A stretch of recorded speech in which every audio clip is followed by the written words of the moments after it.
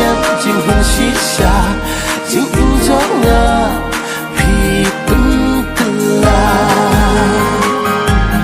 khai chính yên ba ra lại tăng hấp hi na la rai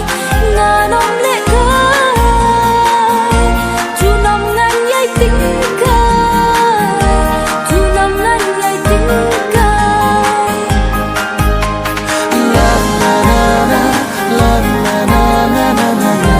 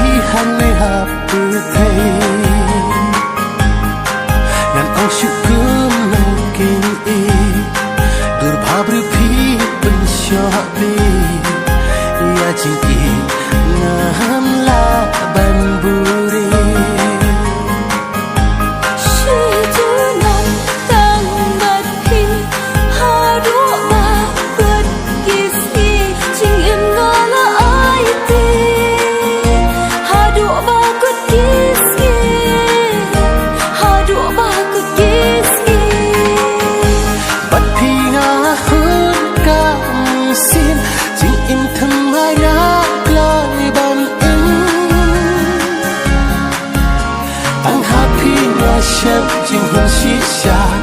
chính in gió ngà